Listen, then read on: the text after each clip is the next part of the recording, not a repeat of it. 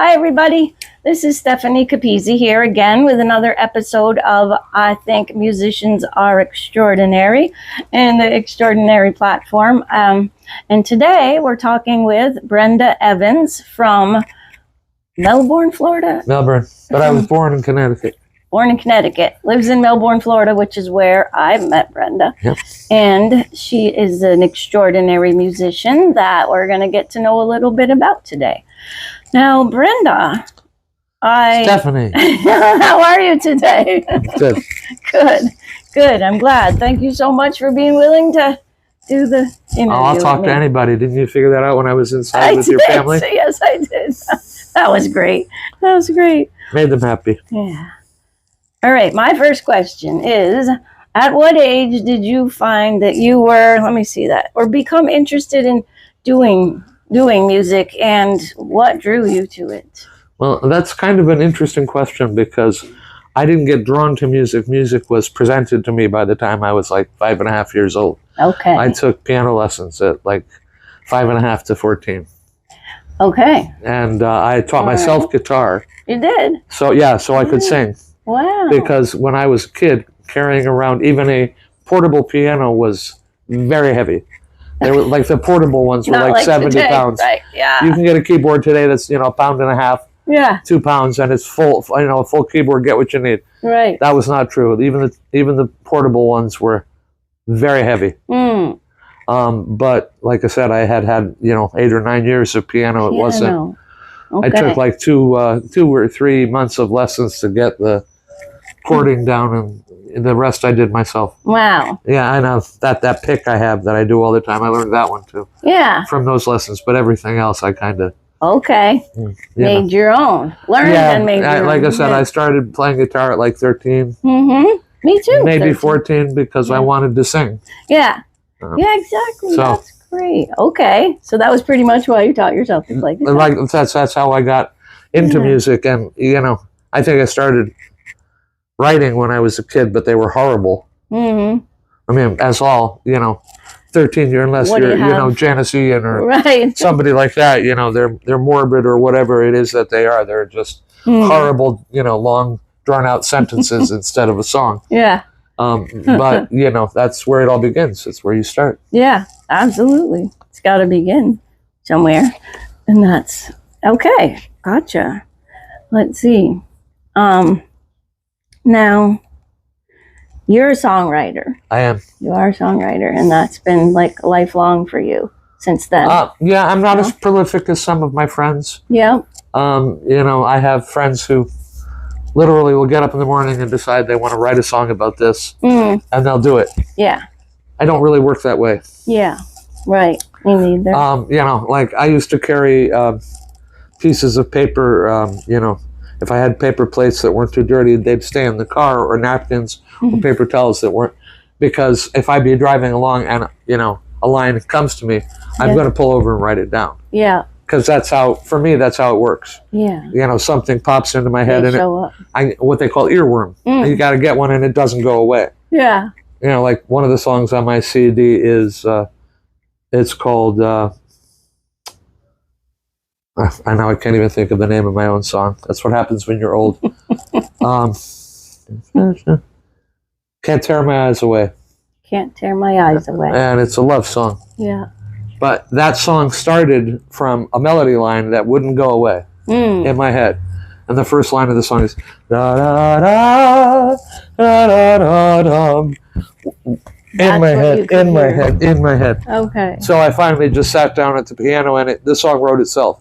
Yeah. It was like 8, maybe 10 minutes, and the only thing that changed when I finally put it on a CD, 10, 15 years later, was I wrote another verse because it was too short. Okay. But other than that song was like, yes. All of it comes from that. Yeah. And the best when I made my CD, the guy who did the arrangements for me was a guy named Kent Allen, and if you look him up, he's on people like Brooks Robinson, all of those folk people from the 90s and thousands. Yes. And he's, you know, he's like the best musician that nobody knows his name because all the musicians know who he is. Okay. He can play like 12 instruments. He can, you know, he's just one of those. And on the CD, it's him on a grand piano, just playing the title song, which is "Waiting Here for You." I've played that in on some of the open mics. It's a beautiful song. It's a good song. Yeah. Like I said, one of the things that I wish I had left it on the CD, because when we finished the final cut, because it's nothing but me singing and him on the piano. That's it. That's all there is. Okay. Only two tracks. Yeah. Just me and him. Yeah. And when he finished, you hear like I said before, we mixed it out. When we mixed and, you know, did the breakdown, you heard him say, "That's a beautiful song, Brenda, and it doesn't have too many chords." Huh. And I kind of wish I had left it in there. Yeah, right. I thought you were about to say that you did. I wish I had. That would have been cool, huh? Yeah. It would have been, you know, because it's like me. Yeah, it's like every other songwriter I know. You worry about whether it's good or whether it's not, or whether you're good or not. Right. You know, it's just the pathological insecurity. Yeah, I guess so. I guess so. Yeah. So for me, you have the memory. He said that though. You know, and it's just, it's like, okay, that, you know, when someone's first reaction, and being part of the music too, is like why I love playing with my friends and Greg, because they climb inside your own stuff, and it's just all of a sudden the music takes off. It becomes more, right, more than the sum of its parts. Yeah, you know, and exactly. It's like I saw this on Facebook the other day, when the you know, the vibe is right and the audience is good and the musicians are together, they're just magic. Right. Magic happens. Yes. And how else can you describe it besides you can't magic? You know, it's more than should be there. And it becomes, you know, that thing that is, you know, it's like for me, it's going to church. You know, when I sang on the street, and I sang on the street for almost 15, 16, 17 years. Wow. Yeah. You know, they threw money. Why would I stop? Right. Okay. Yeah. You know, because all I noticed when I started was that if you were worried about who was going to drop money, you weren't going to make any money. Yeah. So I would feed the kitty, which is just, you know, you throw a few bucks in there so that the cat is not hungry until someone else comes along. Yes. And to give people the idea that it's all right to throw money at you. And then I would go to church. Just turn the speaker a little towards me, step back and sing. Yeah. You know, and for me, I'm in heaven, and I look down at half an hour, 45 minutes later, and the thing's full of money. Yeah. You know, because to me, that's the whole point. It's supposed to be the same performance wherever you are. It's supposed to be, you know, it's supposed to be Carnegie Hall, whether you're on a street corner playing for one person or you're in Madison Square Garden. It's supposed to be the same performance. Yes. It's supposed to give that thing that you brought to that song every time. You're not allowed to, you know. But that, I'm a purist. I'll grant you that. I'm a purist. You know, if it doesn't, it's like, you know, if your principles don't cost you something, they're not principles. It's the same thing. If there isn't emotion in what you're doing, and especially if it's your stuff, then why are you doing it? Yeah, so true. Why are you doing it? Why are you doing it then? Yeah. Then it's musical masturbation. Right. And masturbation is best done at home. This is a good point. I got you. I'm just, you know, it's a blunt way of saying it, but it's for me, that's the truth. Yeah. So I have respect for people, even if they are not as polished as they might be, if I can feel and see who they are and what they're doing. Right. That to me is a litmus test. Yeah. Yeah. I want to see you in it. Right. And feel. That's the whole point of it is, you know, if you're doing music, is to take emotions and take things and situations and stuff that's happened to you and put it into a package that makes it accessible for other people, that they can touch it without, and they can be a part of it without having to experience it. That's the job. Yeah. When I went to a songwriting competition in 97, 98, It's Kerrville Folk Festival, which was run by the guys who started Newport Folk Festival. Okay. But they left after like 5 years because it got too commercial for them. Okay. And the two guys were Peter Yarrow, Mm-hmm. Peter Paul and Mary, Okay, right? yeah. And Rod Kennedy, who Seems like I was should know that, but okay, yeah. Rod Kennedy, who was part of the background of all of those people. Okay. And they took tapes from all over the country. You know, it's 97, still tapes. Yeah, yeah. Okay, but you know, they 1,000, 2,000, 3,000 submissions, and they invited the top 32 songwriters. Okay. Production had nothing to do with it. It was the song. Okay. Yeah. It was the song. It was the song. All about. I was invited to Kerrville. Wow. There are people out there who have Grammys who can't get into Kerrville. Wow. Because it's about the song. Yeah. You remember what song did you do? I did. The two songs I did were "In Time," which is the first song on my CD, and "Waiting." No, we're not waiting here for you. "What's Wrong with Who I Am," which is a very sad song. I don't play it. Sounds like very much. But I was like bullied as a kid, so you know everything you do comes out in the art that you have. Yes. But I remember very clearly what they said to us when we first got there, because I had to raise money, you know, to go to do the whole thing. Yeah. Because we had to go to Texas. You were invited to Texas for, you know, a week, 2 weeks, and if you made it, you know, into the second part of it, which was the top, you know, top 32, then they had the next weekend somewhere else. Right. Yeah. So you had to then go back home and then wait and then go to. No, we like I said, I did finish inside the top 32, but outside the what they would call the prize people, because not really, it's more prestige. You don't get a lot of money. You get a gig on the main stage the next year. Yeah, which is, you know, that's huge. Yeah. So, you know, stuff like that. But I finished in the top 10, which was, you know, good enough for me. Yeah. But what he said to us, he says, "I know that your family thinks you're nuts." Said your children, your parents, your sisters, your brothers, they all think you're crazy. Says you're not crazy. Yeah. You're rehumanizing America one song at a time. Wow, that gave me the chills. I'll remember that. I have trouble remembering shit, but I don't have any trouble remembering that. Yeah. Because for me, that's really, you know, my life has been strange, and if I have come up with more than one or two good songs, I'm doing okay. Yeah. I don't have to worry. Yeah. And if I, you know, touch people when I sing, I'm doing okay. I don't have to worry. Yeah. You know, so that was probably question 2 and 3 all at the same time. No, that was part of question 2.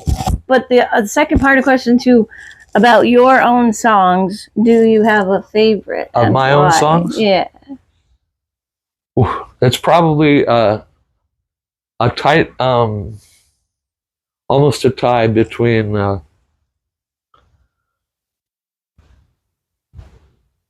Waiting Here for You and Stillwater. Both beautiful. I like them both a lot. Waiting Here for You is, you know, for me, in some ways, it was one of the first more grown-up songs I wrote, as opposed to looking forward, as opposed to trying to process pain. Okay, yeah. You understand me? I do. So it was a more forward-looking thing. Yeah. And Stillwater's, because, like I said, I introduced it this way. I said it's somewhere between a stream of consciousness and a prayer. Right. Because that's how it feels. Yes. And it's how it feels when people hear it also. I'm glad to know that. Sure, yeah. I'm glad to know that, you know, because that is what it is to me. Yeah. You know, it's trying to do your best in a very, you know, scary and uncertain world, but doing it for the right reasons, or at least that's what you're trying to do. Exactly. You know, what is the last verse? Current pulls me in. Stillness hides the strength within. Yep. No way to fight. I surrender to no way to fight. I surrender to light. Yeah. Stillwater. It's so beautiful. You know, and it's good. Yeah. And it's just like there's also though Chosen, that's up there too. I like those three. That is a powerful song. That is a powerful song. I was telling my mother about it actually yesterday. It's a powerful song. Very powerful song. I got lucky. We did something that I don't think you find very often. It didn't make it about what happened to them or who did it or anything like that. It was the human. Mm-hmm. This is what's happening to me right now. Right. That's what would you exactly do? This is what's happening to me right now. Yeah. The human side of it. Letting, it doesn't matter whether they're black or they're Jewish or they're gay or they're transgender. Mm-hmm. They're all human. Right. Right. Human. That's what you did in that song. And to me, that is, I think, the best part of that song. Yeah. Because, it ends up being less of an indictment. Yeah. And more of a question. Right. Right. I don't want to yell at you, but what would you do? Right. Here's the shit. What would you do? Yeah, exactly. So we got lucky. I think I got lucky with that song. That's an amazing song that I wish the whole world could hear. Yeah. It's a good tune. It is. I'm not much of a political songwriter. Yeah. But that one came very quickly. Yeah. Yeah. Another one of those. Amazing how I didn't write it, I wrote it down. Right, exactly. Yeah. It came through you. Yeah, I hear you about that. I wrote it down. And, I think one of the things I do best is getting out of my own way. Yeah. A lot to be said for that. A lot is to be said. And some of that has to do with I've had a very interesting life. Mm-hmm. So I know the things that where the stuff comes out of me, and music is definitely that. Yeah. Yeah. I can't. There are days when I would love to stay home, but there, also there's nothing that I don't know how to put it. It's one thing that has nothing to do with me, yet everything to do with me. Does that make sense? It makes total sense to me. Yeah. There you go. Exactly. I hear you. I hear you as another songwriter, why that makes so much sense to me. Yeah. Everybody might not understand it, but something I love about doing these, not only is like honoring songwriters and musicians, but it really can bring a perspective, I hope, to people that are listening and watching. Well, there's a whole different thing. The whole point of it all, like I said, is opening people. Yeah, exactly. And that, that really is... just like when, when, like, I don't remember the artist, but it's Abraham Martin and John, opening people, letting them see the cost of things. Right. And like I said, that's why I'm happy with the human, because then it lets you, if you don't see it, if you don't feel it, you don't have to touch it. Right. Then it can be not real to you. That's so true. I hear you there. So yeah, and it's way too easy to keep yourself separate from things. It is. Yeah. Out of fear and lots of other things. And it's scary out there. Yeah, yeah, it is. And the funny part to me is that the people who are the most afraid are the ones putting themselves out there the most. Right, right. Because it's like I will sing till the day I die, because not just do they still throw money at me, but it's like breathing. It's like something, there's plenty of times I'd just rather be home in my chair, but you just have to. Yeah. You just have to. You just have to. And as I get older, my body is getting older. My brain is not. Mm-hmm. My heart is not. Yeah, right. Body's 120. But the heart is a whole different story. Yeah, somewhere between 5 and 13. Yeah, 5 and 13. That's what you feel about that. Yep. Okay.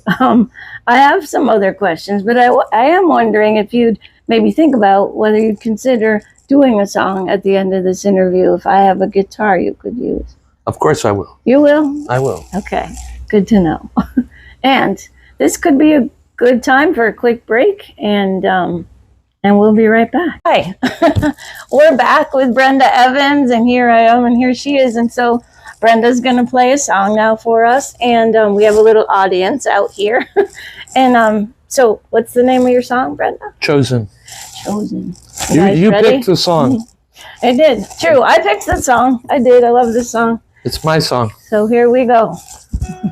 I wrote this song about Matthew Shepard. Do you want to say here? Matthew Shepard was a young man who was tied to a fence and left for dead in Wyoming 25 years ago because he was gay. I mentioned a few other people in the song too. Yeah. And it's called Chosen.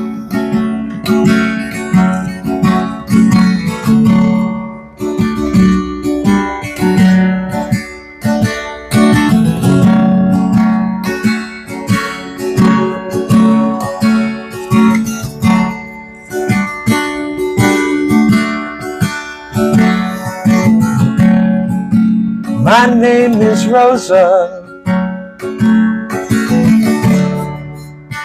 I won't get up. Tired and aching. I've had enough. Don't try to tell me what I have to do. I have as much right. Sit here as you.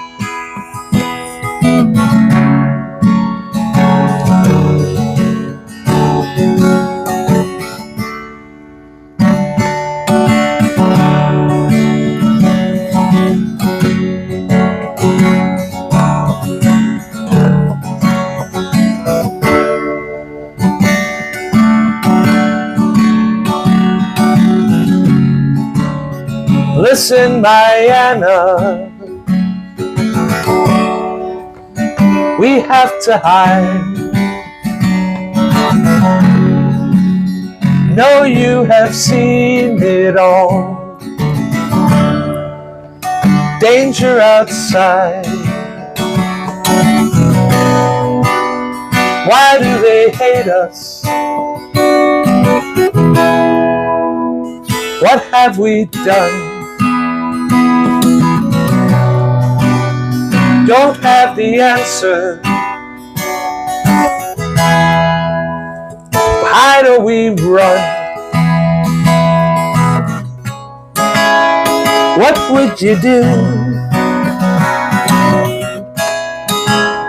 What would you do? What would you do to happen to you?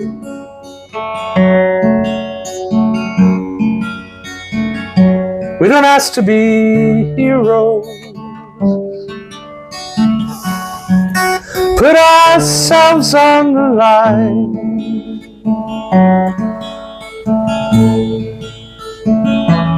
Maybe we're chosen. Maybe this is a sign. Maybe we did. Only thing we could do.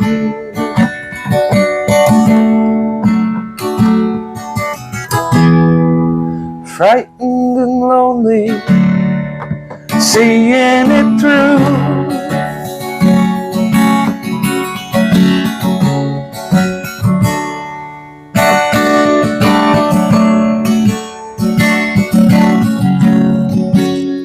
My name is Matthew.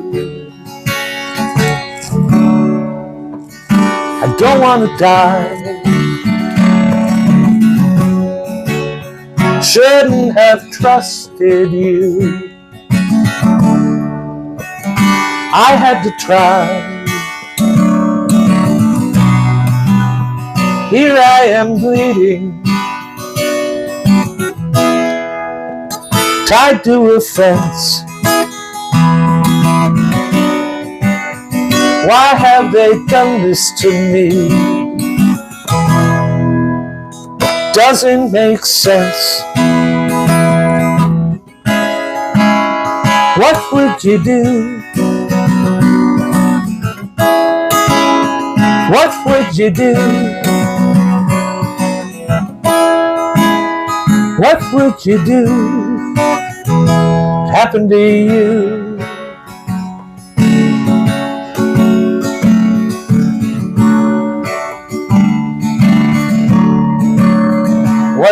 you do?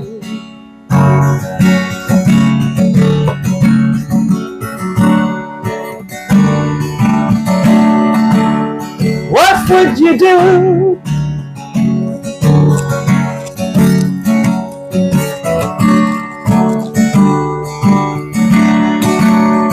What would you do?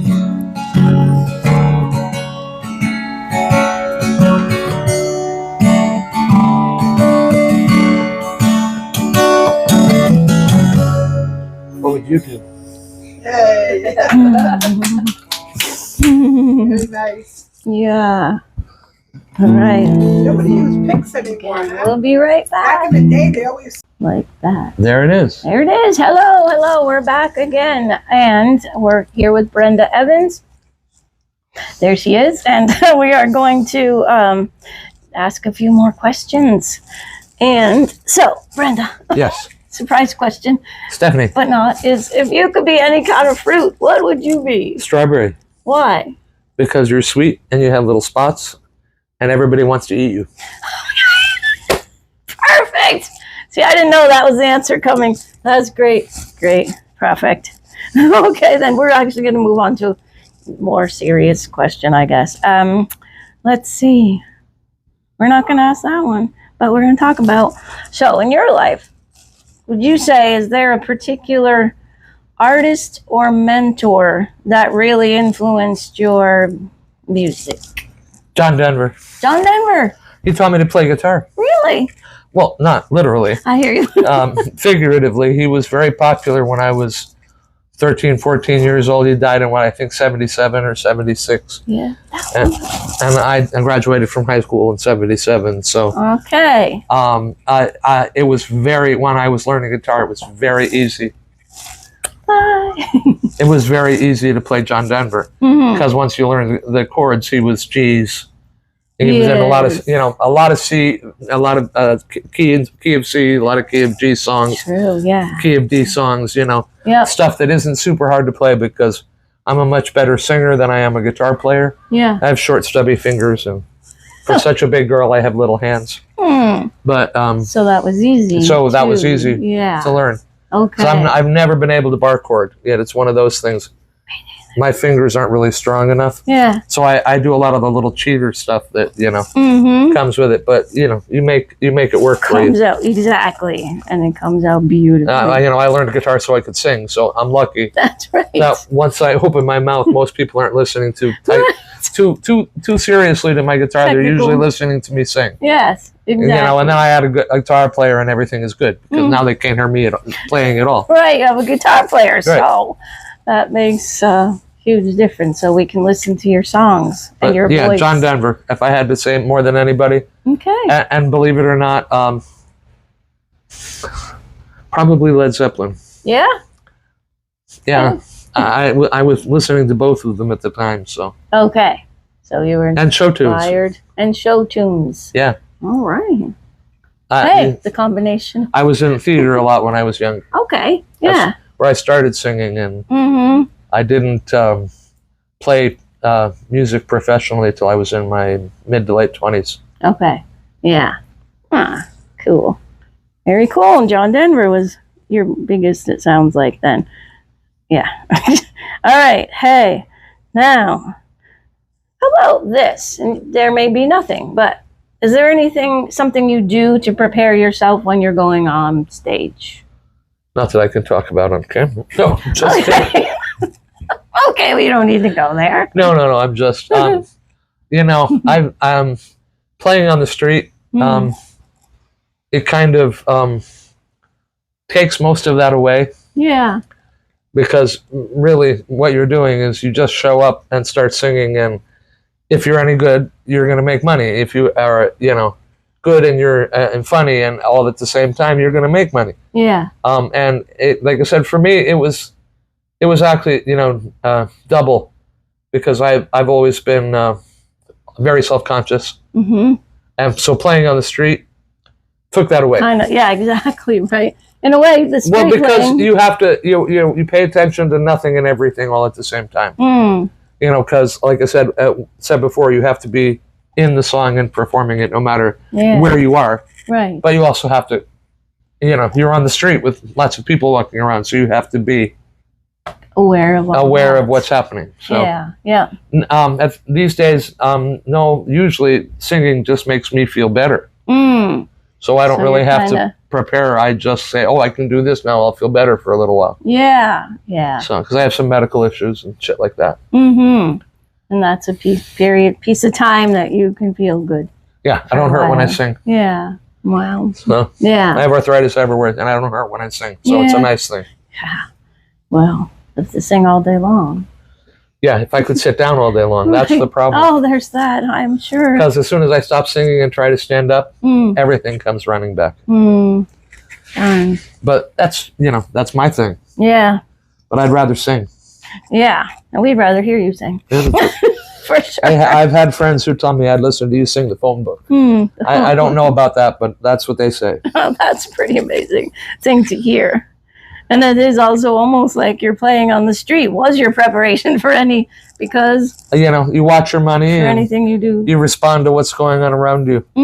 Well, the funny part for me, because Provincetown, which is where I did a good portion of my street performance, there's just people everywhere during the season. Yeah.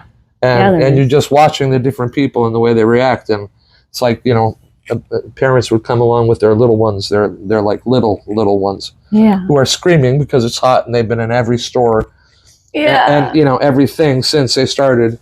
And I was lucky enough that when they pulled up near me, the babies would do this. Really? Yeah, so I had, parents dropping a $10 bill. Can we just leave her here for a few minutes? Right. She's not screaming for the first time today. Yeah. So, it's interesting. You just, say I was on a plane. Poor baby was freaking out because of the pressure change in her ears. Yeah. I took one look at the stewardess. I got up behind her mother right on the seat, and I was like, goodbye and goodbye. And I sang for like 5 minutes. Kid was asleep by the end of the song. Oh my! The whole plane was like very softly. Wow. Yeah, I'm sure the whole plane. Because they didn't want her crying. Yes, right. Yeah, it's a good thing. That's a very cool story. It comes in handy at times. I guess it does. How cool is that?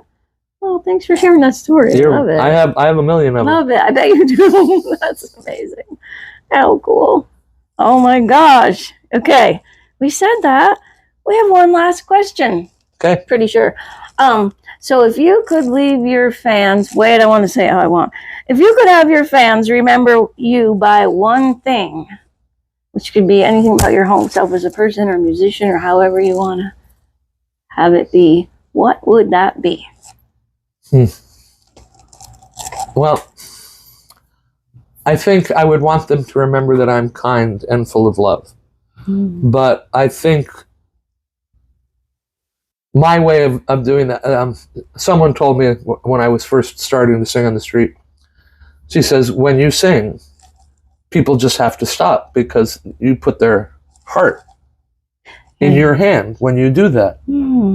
And I don't agree that I'm as good as they are, but like one of my idols was Judy Garland. That voice.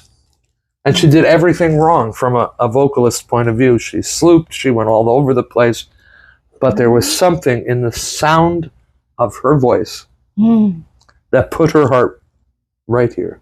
Your heart right there in her hand. As soon as she opened her mouth. Yeah. I have this much of that. Okay. And that's what I would want them to remember, that I felt every note I sang, and I meant every word I said. Okay. Amazing thing to be remembered by. I love your answer. Yes.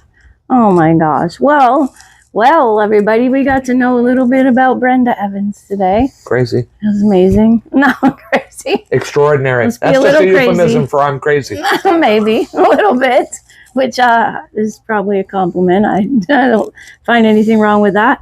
I think you are extraordinary, and I am really glad that you came and visited with us, and we're willing to do this interview. And anything for you, Steph. Well, thanks. I'm gonna miss you. I'm gonna miss you too. Yeah. You'll be back next year. I'll be back. Yeah. Yeah. Okay. Thank you, everybody. All right. It was wonderful talking to you guys. Yeah. All right. Bye-bye. Bye.